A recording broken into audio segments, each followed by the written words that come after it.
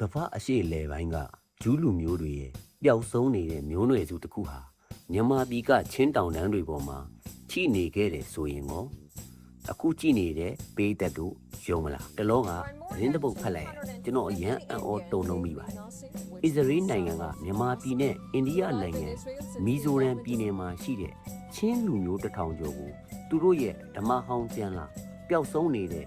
မနာရှည်မျိုးနွယ်စုအဖြစ်သတ်မှတ်ထားတဲ့လူမျိုးတွေကိုအတုပ်နှစ်တုပ်ခွဲပြီးအစ္စရေးနိုင်ငံစီကိုခေါ်ယူသွားခဲ့ပါတယ်ကျွန်တော်တို့မြန်မာပြည်ရဲ့တိုင်းရင်းသားစည်းရင်းကိုပြန်ကြည့်မယ်ဆိုလို့ရှိရင်ချင်းလူမျိုးဟာမျိုးနွယ်စုပွဲပေါင်း53မျိုးအထိရှိပြီးတော့အကျန်းပြင်းအပြည့်တောင်ပိုင်းချင်းမြောက်ပိုင်းချင်းနဲ့မြေပြန့်ချင်းဆိုပြီး3မျိုးခွဲခြားထားတာကိုတွေ့ရပါတယ်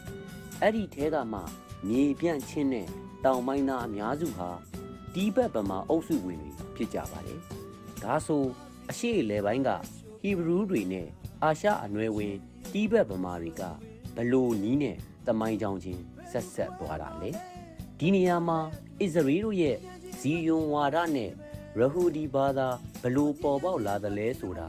မြန်မာမဟာဗျူဟာပညာရှင်တွေတတိချက်စဉ်းစားကြရဖြစ်လာပါတယ်အစ္စရေးနဲ့အရှေ့အလယ်ပိုင်းအစ္စလာမစ်နိုင်ငံတွေကြားကသမိုင်းနောက်ခံပြဿနာတွေကိုအထူးမပြောလိုပေမဲ့ဗမာမျိုးရင်းချင်းတိုင်းရင်းသားတွေကိုပျောက်ဆုံးမနာရှည်လူမျိုးဆိုပြီးအစ္စရေးရဲ့စံပြနိုင်ငံသားတွေဖြစ်အောင်အစုလိုက်ခေါ်ပြီးလေ့ကျင့်သင်ကြားပေးနေတာဟာဘယ်အရာကိုရည်ရွယ်တာလဲနောက်လာမယ့်နှစ်ပေါင်း30ခန့်ကိုကြိုတင်မျှော်တွေးကြည့်ရင်ဉာဏ်ပညာကြီးမားလာပါတယ်ဆိုတဲ့ဂျူးလူမျိုးဇီယွန်ဝါဒီတွေရဲ့မဟာဗျူဟာရည်မှန်းချက်ကဘာဖြစ်မလဲဆိုတာတကယ်ပဲသိကျင်ဆန်းလာပါတယ်အစ္စရေးတွေကသူတို့ရဲ့ပျောက်ဆုံးမျိုးနွယ်စုတွေကိုကဘာအနှံ့ဇွတ်အတင်းရှာဖွေနေကြအောင်မယ်ဆိုရင်ကျွန်ုပ်အညာသား